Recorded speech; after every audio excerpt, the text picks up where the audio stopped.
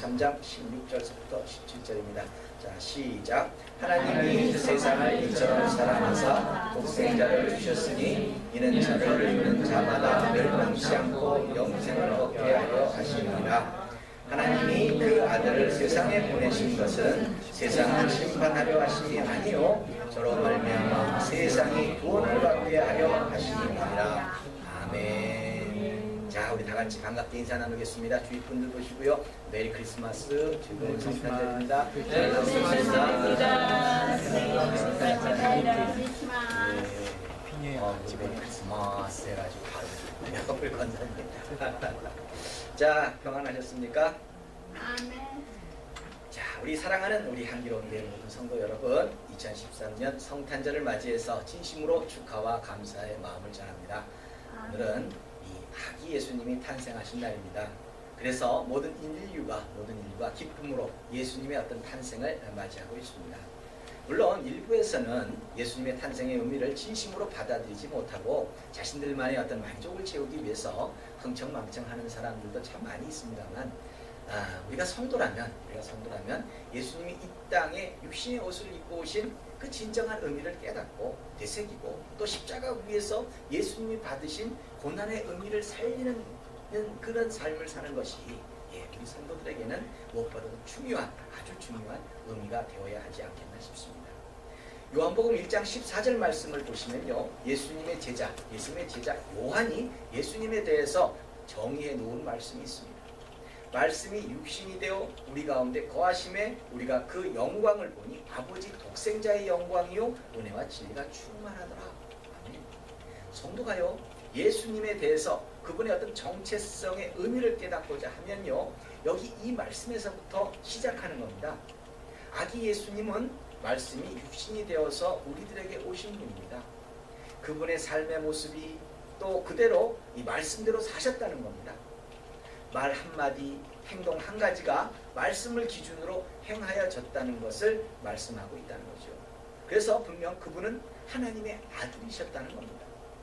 결국 하나님의 아들이라 할지라도, 분명 이 삼위일체의 하나님이라 할지라도, 성자 하나님이시죠. 예수님은 그렇죠. 그렇다 할지라도 말씀을 벗어날 수 없고 모든 것이 말씀을 통해서 삶이 행하여질 때 은혜와 진리 그 자체가 충만하게 되더라는 것입니다. 성도는요, 예수님의 제자입니다. 맞죠? 예, 동시에 하나님 나라 백성이고 자녀들입니다. 우리가 무엇으로 하나님께 영광이 되고 무엇으로 여러분들이 간구하는 소원을 이루는 것이겠습니까? 무엇으로 대체 여러분들이 간구하는 소원이 이루어집니까? 우리 또한 같은 겁니다. 말씀을 지켜 행하는 것으로 이런 것들이 이루어지는 겁니다. 이 사실을 알려주시려고 우리를 죄에서 구원하시기 위해서 예수님은 2013년 전 오늘 말씀이 육신이 되어 오신 겁니다. 성도는요, 이런 의미를 깨닫고 그렇게 살 때 우리는 영생을 얻게 되고 삶에서 간구하는 소원을 이루게 됩니다. 이런 축복이 다가오는 2014년 한 해에 충만한 열매로 화답받게 되시기를 예수님 이름으로 축원합니다. 아멘. 저는 이 예수님과 십자가를 생각할 때면 어디선가 읽은 예화가 생각납니다. 한국 전쟁으로 모두 고난의 삶을 살 때였다고 합니다. 하루는 이 부산의 철길에서 피난민들이 하차에 올라가 석탄을 끌어내리고 있었습니다. 그런데 한 소년이 하차 밑에 떨어진 큰 석탄 덩이를 끄집어내려고 기차 그 하차 밑으로 기어 들어간 순간 하차가 덜컹 하면서 움직이기 시작해서 사람들이 마구보암을 쳤습니다. 그때 소년의 아버지가 쏜살같이 하차 밑으로 뛰어들어서는 아들을 밀쳐내서 살리고 자신은 안타깝게도 죽었다는 하는 그런 이야기입니다. 아들을 대신해서 아버지가 희생을 한 겁니다. 저는 예수님의 십자가를 볼 때마다 이 장면이 연상되곤 합니다. 죄로 인해서 분명 우리가 죽어야 하는데 예수님이 우리를 대신해서 고난의 십자가를 지시고 끝내는 돌아가셨습니다. 과연 하나님이신 이 예수님이 우리를 대신해서 죽을 만큼 우리는 그런 값어치 있는 삶을 살고 있는 것입니까? 이건 여러분들이 생각해 보시기 바랍니다. 저와 여러분들은 지금 우리의 삶의 모습으로 무엇을 하고 있습니까? 어떻게 살고 있습니까? 2013년 성탄절을 맞이해서 저와 여러분들은 예수님의 이 거룩한 희생에 우리들의 삶의 모습으로 어떻게 화답을 하고 어떻게 살아야 하는지를 깨닫고 결단하고 살아가야 한다는 겁니다. 오늘 본문 16절의 말씀을 보시면요, 하나님이 저와 여러분들을 사랑해서 독생자를 주셨다고 합니다. 그 다음은 우리들의 결단이 필요한 겁니다. 하나님이 독생자를 주신 거 맞습니다. 그렇다면 그 독생자가 우리들에게 힘이 되고 우리들에게 능력이 되고 우리들의 삶 가운데 구세주가 되기 위해서는 우리가 결단해야 될 게 있다는 겁니다. 저를 믿는 자마다 멸망치 않고 영생을 얻게 하리 하심이니라. 뭘 결단합니까? 우리가 무엇을 해야 됩니까? 저를 믿는 자마다 믿어야 한다는 겁니다. 믿어야 한다는 겁니다. 우리에게 필요한 것은 그 믿음입니다. 우리가 예수님의 그 십자가를 믿고 있다면 우리들의 그 죄로 예수님 십자가에서 피를 쏟아내시고 죽으시기까지의 그 희생을 믿는다면 우리는 멸망치 않고 영생을 얻을 수 있다고 하시는 겁니다. 믿으시기 바랍니다. 예수님이 오늘 탄생하신 궁극적인 이유는 저와 여러분들에게 영생을 주시고자 하는 겁니다. 그리고 이어지는 17절에서 보시면 하나님의 하나님이 이 아들 독생자를 보내신 이유가 분명하게 기록되어 있습니다. 세상을 심판하려 하심이 아니요 저로 말미암아, 누구로 말미암아? 예수님 때문에, 이 독생자인 예수님 때문에 세상이 구원을 받게 하려 하심이니라 하고 기록이 되고 있습니다. 지난번에도 말씀드렸습니다만 구원은 이 육신의 생명이 끝난 후에 영생을 얻는 구원이 있고요, 생명을 가진 이 삶의 현장에서, 지금 우리들의 삶의 현장에서 간구하는 소원을 이루는 구원이 있다고 말씀드렸습니다. 영생은 어떻게 받아요? 영생은 믿음으로 받는 겁니다. 간구하는 소원을 이루는 이 구원은 말씀을 지켜 행하는 행위로 받는 겁니다. 하나님이 말씀하셨잖아요. 네 부모를 공경하라. 그러면 장수하리라. 우리가 그 부모를 공경할 때 따르는 복이 장수라는 겁니다. 그런 식으로 우리가 지금 행함으로, 부모님께 잘함으로, 효도함으로 장수를 얻을 수 있는 겁니다. 그렇듯 성경에 있는 말씀은 항상 그런 식입니다. 우리가 어떤 삶의 모습에서 어떤 행위를 감당해야 그에 합당한 하나님께서 마련해 놓으신 이 복을 누릴 수 있다는 겁니다. 그래서 여기서 17절에서 말하는 이 삶에서의 구원이라고 지금 말씀드리고 있는 겁니다. 17절의 이 내용이요, 영생을 얻는 것을 말한다면 16절의 그 내용과 다를 것이 없는데 또 이야기할 필요가 없지 않습니까? 그렇죠? 그래서 16절은 믿음으로 영생을 얻는 구원과 17절에는 뭐예요? 행위로 여러분들의 간구하는 소원을 이루는 그 축복을 이야기하고 있습니다. 그렇다면 이 17절의 내용이 삶에서의 형통이라면, 간구하는 소원을 이루는 일이라면 여러분들은 어떤 간구하는 소원을 가지고 있습니까? 이것조차도 정리가 안 되어 있는 분들이 많아요. 여러분들이 가진 소원이 뭡니까? 여러분들이 대체 뭘 하고 싶어요? 그렇죠? 이 모든 것을 위해서 예수님은 오늘 오셨단 말입니다. 예수님이 십자가에서 목숨을 내놓으시고 우리를 구원하신 것인데 그 희생에 견줄 만한 값어치가 있는 이 소원을 여러분들은 가지고 있습니다. 예수님은요, 우리가 예수님이 행하신 그 십자가의 구원을 믿는다면 이제는 무엇이 되었든지 간에 예수님의 이름으로 구하라고 하십니다. 다 하시겠다는 거예요. 다 이루어주시겠다는 거예요. 요한복음 16장 24절에서 지금까지는 너희가 내 이름으로 아무것도 구하지 아니하였으나 구하라. 그리하면 받으리니 너희 기쁨이 충만하리라 라고 말씀하시고 있지 않습니까? 그렇죠? 이제부터는요, 여러분들이 구하는 거예요. 이제 예수님을 믿는 우리는요, 예수님의 이름으로 구할 때 기쁨으로 화답을 받게 된다고 분명히 성경은 기록되어 있다는 겁니다. 세상이 예수님 때문에 구원을 받게 되는 겁니다. 우리가 간구하는 소원은 우리가 예수님을 부르면서 말씀을 지켜 행하는 삶을 살게 되면 하나씩 이루어지게끔 되어 있다고 성경은 기록되어 있다는 겁니다. 예수님의 이 십자가의 은혜는요, 예수님이 모든 대가를 치르셨기 때문에 어떤 것이든 대가를 치르셨기 때문에 우리가 대가를 치는 게 아니에요. 예수님이 대가를 치르셨기 때문에 우리는 형통할 수 있게 되는 겁니다. 사도 바울이 이렇게 이야기합니다. 고린도후서 8장 9절에서 우리 주 예수 그리스도의 은혜를 너희가 알거니와, 그렇죠? 부유하신 자로서. 예수님 뭐예요? 부유하신 자예요. 예수님이 부자예요. 그런데 너희를 위하여, 누구를 위하여? 지금 저와 여러분들을 위하여 가난하게 되심은 그의 가난함을 인하여 너희로 부유케 하려 하심이니라 라고 분명히 기록이 되어 있습니다. 예수님은 부유하신 분이었습니다. 근데 그분이, 예수님이 가난을 자처하게 된 이유는 너희로 부유케 하려 하십니다. 우리가 부자가 되어야 된다는 거예요. 예수님은 우리를 부유케 하시려고 가난을 자처하셨습니다.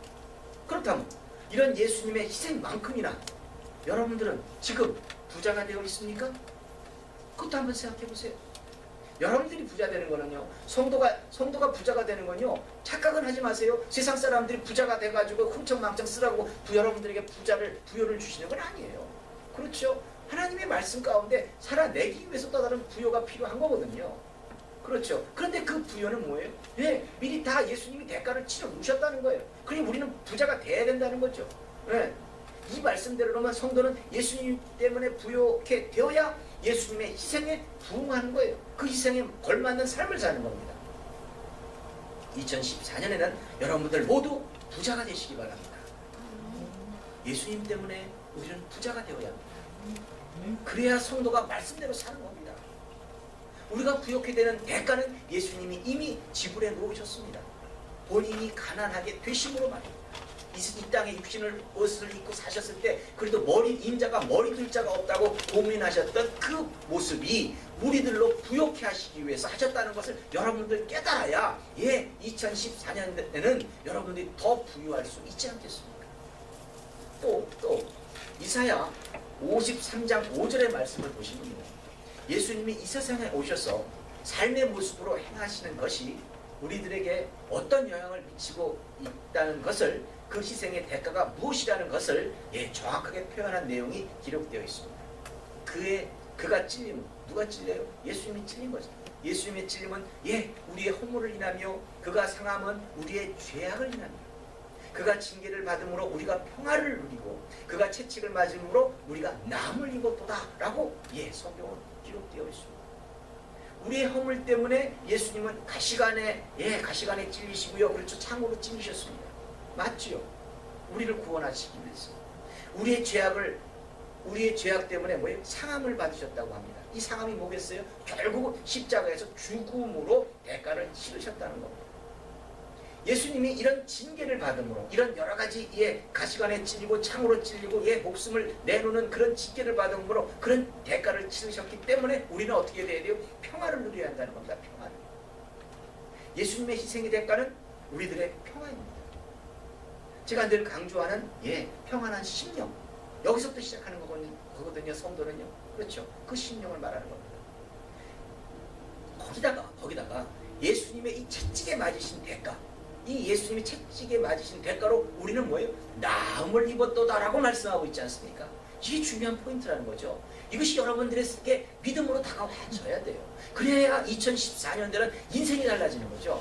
여러분들이 믿음으로 받아들여지고, 그렇다, 예수님이 나 때문에 다 채찍을 맞으시고 그 모진 고난을 당하셨는데 내가 이렇게 그냥 건강치 못하게 이렇게 힘들어서는 안 된다, 내가 건강해야 되겠다는 그 믿음과 그 결단 나타날 수밖에 없는 거죠. 그렇죠? 이게 믿음으로 여러분들의 인생이 달라지게끔 되어 있어요. 예수님 맞으신 채찍은요, 우리가 병이 낫고 건강하게 살도록 하시기 위한 것임을 깨닫고 우리 모두는 건강해야 합니다. 2014년에는 예수님이 채찍을 맞으신 것을 연상하시고요, 믿음으로 받아들이시고요, 저와 여러분들은 더욱 건강하게 살아내야 한다는 겁니다. 이것이 성도가 말씀대로 살아내는 겁니다. 별거 아니에요. 우리가 말씀대로 살아내는 것은 여기 성경에 기록된 대로 예수님이 모든 대가를 치렀기 때문에 우리는 그런 복을 누리며 살아가야 되는 거예요. 우리가 그렇게 살아내야 궁극적으로 땅끝까지 이르러 복음을 증거할 수 있는 증인된 삶이 된다는 거죠. 예수 믿는 사람이 좌절하고 있고, 예수 믿는 사람이 나약해지고 있고, 예수 믿는 사람이 세상 사람들과 별반 다르지 않게 그야말로 우왕좌왕하고 살고 있다면 하나님께 영광을 어떻게 돌려요? 그렇죠. 다시 한번 말씀드립니다. 2014년에는 우리 모두 건강하십시다. 아멘. 또 그렇게 살아내심으로 우리 하나님의 자녀로 살아가는 것이 얼마나 기쁨이 되는지를 삶으로 간증하는 그런 복음을 증거하는 삶으로 승리하십시다. 아멘. 자, 예수님이 말씀하십니다. 마태복음 5장 16절에서요. 마태복음 5장 16절에서 이같이 너희 빛을 사람 앞에 비추게 하여, 자, 우리의 빛을, 우리의 삶의 모습을 사람 앞에 비추게 하여 너희 착한 행실을 보고 하늘에 계신 너희 아버지께 영광을 돌리게 하라라고 말씀하십니다. 너희 착한 행실, 여러분들이 선하게 사는 행실이 아니에요. 윤리적으로 선한 게 아니에요. 이 착한 행실은 말씀대로 지켜 행하는 것을 보고 얘기하십니다. 그렇죠? 예, 그것을 보고 하나님께 영광 돌리는 삶을 살아내라고 기록이 되어 있습니다. 복음은요, 우리의 착한 행실을 통해서 증거가 되는 것이고, 우리가 말씀대로 살아내는 것으로 증거가 되는 것이고, 그렇게 행하야지만 성도는 하나님께 영광이 되는 겁니다. 지금까지 말씀드렸어요. 여러분들이 말씀대로 살아내는 게 뭐예요? 부욕이 되는 거예요. 여러분들이 말씀대로 살아내는 게 뭐예요? 예수님 희생의 대가를 다 치르셨어요. 예, 건강하게 사는 거예요. 그것을 통해서 믿지 않는 많은 사람들이, 야, 예수 믿으면 참 부욕해 되고 예수 믿으면 참 건강하게 살 수 있겠나. 이것이 복음이에요. 그렇죠? 그게 복음이라는 거예요. 2013년도 성탄절을 맞이해서 여러분들에게 예수님은 그야말로 아주 간단하게, 아주 간략하게 모든 것을 지금 정리해주고 계시다는 거죠. 성경은 분명히 말합니다. 예수님의 희생의 대가는 성도의 삶의 모습으로 나타나는 것이라고 말합니다.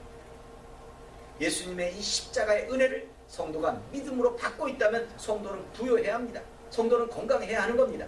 모든 소원이 주 안에서 이루어지는 기적을 누리면서 살아야 한다는 겁니다. 시편 103편 3절을 보시면요, 예, 다윗이 고백합니다. 저가 내 모든 죄악을 사하시며 내 모든 병을 고치시며, 이어지는 4절에서 내 생명을 하늘에서 구속하시고 인자와 긍휼로 관을 세우시며. 이게 좀 어려운 것 같죠. 이거 간단한 얘기예요. 영생을 얻게 하신다는 거예요. 그렇죠? 내 생명을 하늘에서 구속하시고. 또 이어지는 5절에서 뭐예요? 좋은 곳으로 내 소원을 만족해 하사. 좋은 곳으로 내 소원을 만족해 하사. 얼마나 멋있어요. 그렇죠? 내 청춘으로 독수리같이 새롭게 하시는도다. 네. 좋은 곳으로 우리의 소원을 만족해 하신다고 지금 다윗이 고백하고 있어요. 그렇죠? 그래서 우리들의 청춘을 독수리같이 강하게 새롭게 하신다고 시편 기자 다윗은, 예, 아주 강력하게 지금 선언하고 있어요. 선포하고 있어요. 받은 게 아니에요. 지금 받은 게 아니에요. 다윗은 지금 손에 거머쥔 게 아니에요. 그럼에도 불구하고, 예, 모든 소원도 이루어 주실 것이고 건강케 해 주실 것이고, 이걸 지금 이 다윗은 고백하고 있다는 거예요. 하나님 전에서. 그렇죠? 2013년 성탄을 맞이해서 우리 또한 이런 다윗의 고백처럼 결단해야 한다는 겁니다. 그래서 2014년에는 더욱 강하고 새롭게 하시는 하나님을 만나야 한다는 겁니다. 이것이 2013년 성탄절의 의미를 깨닫게 되는 길이 되는 겁니다. 6.25 전쟁 얘기 한 가지만 더 전하고 마치겠습니다. 위의 이야기와 비슷한 내용이기는 하지만 맛이 다른 것 같아서 소개를 하고자 합니다. 이번에는요, 아버지가 아니라 어머니의 희생에 대한 이야기입니다. 예, 그 어머니의 희생을 통해서, 예, 그 대가를 통해서, 예, 아들이 살아납니다. 자, 마찬가지 우리도 같은 거예요. 예, 전쟁 중에요, 한 만삭이 된 어머니가 아기를 낳기 위해 어떤 집을 찾아가던 중이었다고 합니다. 그 어머니는 그만 그 집을 다 가지 못하고 길에서 산통을 하기 시작합니다. 가진 것이 아무것도 없었던 어머니는 어느 다리 밑에 겨우 자리를 잡아 아기를 분만하게 되었다고 합니다. 추운 겨울, 아무도 도와줄 사람이 없는 가운데 그 어머니는 모든 것을 혼자 처리하고는, 아기가 춥지 않도록 자기 옷을 모두 벗어서 아기를 감싸주었다고 합니다. 그래서 그 어머니는 그만 얼어 죽고 말았다고 합니다. 얼마 후에 이 어떤 미군 장교 한 사람이요, 차를 타고 그 근처를 지나다가 휘발유가 떨어져 버렸습니다. 그는 부대로 연락을 취해놓고 차에서 내려서 그 부근을 거닐면서 기다리고 있었다고 합니다. 그런데 어디선가 이상한 아기 울음소리가 들려왔습니다. 깜짝 놀란 그 군인은 그 소리를 따라 다리 밑까지 내려오게 되었다고 합니다. 거기서 그 군인은 기가 막힌 장면을 목격했습니다. 어머니는 벌거벗은 채 얼어 죽어 있었고요, 그 어머니의 옷에 둘러싸인 갓난아기가 몹시 울고 있었다는 겁니다. 그때 그 미군 장교는 내가 여기서 기름이 떨어진 것이 어쩌면 하나님께서 이 아이를 살리시기 위함인지도 모르겠고 하고 이렇게 생각한 군인은 그 아이를 데려다가 양자서 훌륭히 자라서 성인이 되었습니다. 늘 자신의 그 출생에 대해서 알고 싶어하던 그 아들은 어느 날 자기를 키워준 아버지로부터 자기를 낳아준 어머니 이야기를 듣게 되었습니다. 그 아들은 무덤을 찾아 한국에까지 나왔습니다. 그 아들은 어머니 무덤 앞에서 자기 옷을 벗어서 무덤 위를 덮으면서 울음을 터뜨렸습니다. 어머니, 얼마나 추우셨어요. 나를 살리기 위해 어머니는 그런 희생을 치르셨군요. 저는 어머니의 사랑을 생각하면서 벌거벗고 굶주린 사람들에게 예수님의 사랑을 전하겠어요 라고 예수님은 이런 것처럼 저와 여러분들을 살리기 위해서 모진 조롱과 채찍을 참으시고 십자가 위에서 온갖 물을 쏟아내시고 죽으셨습니다. 누구 때문에? 우리 때문에. 그렇죠. 그래서 그 큰 희생에 보답하기 위해서라도 예수님을 믿는 우리 모두는 잘 살아야 하고요, 건강해야 하고요, 모든 소원을 이루는 삶을 살아내야 한다는 겁니다. 이것으로 우리가요 이렇게 살아내므로 우리는요 복음을 전하는 것이 되는 거예요. 삶의 모습으로 복음을 전하는 것이에요. 그것이 그렇죠. 지금의 우리가 이기까지 하나님은 엄청나게 많은 것을 희생하셨습니다. 이유는 딱 한 가지예요. 그 희생의 대가로 우리가 좀 잘 살아보라는 거예요. 우리가 좀 건강해보라는 거예요. 우리들의 소원을 예수님 이름으로 구할 때 모든 걸 그 열매를 누리면서 살아보라고 말씀하시는 거죠. 이런 점을 깨닫고 이제는 성도가 어떻게 살아내면 하나님께 영광이 되는지를 결단하시고 승리하시기 바랍니다. 성도는요 말씀대로 살아내므로 예수님이 없는 이 시대를 예수님을 대신해서 감당하는 사람들입니다. 2014년에는 우리 여러분들 모두가 부유하심으로 건강하심으로 소원을 이루심으로 하나님께 영광이 되도록 살아내십시다. 이것 때문에 오늘 예수님이 탄생하신 겁니다. 이 탄생의 의미가 바로 이겁니다. 이런 축복된 삶이 모두 되시기를 예수님 이름으로 축원합니다. 기도하겠습니다.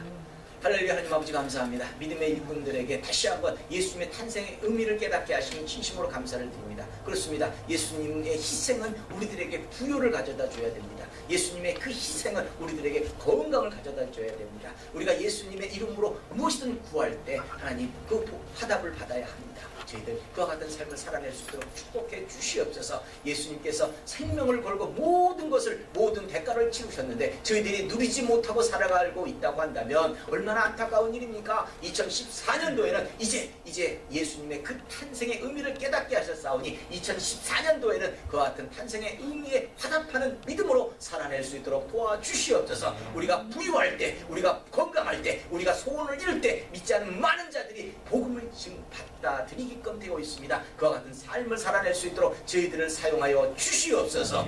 감사하며 이 모든 말씀 예수님 이름으로 기도드립니다. 아멘.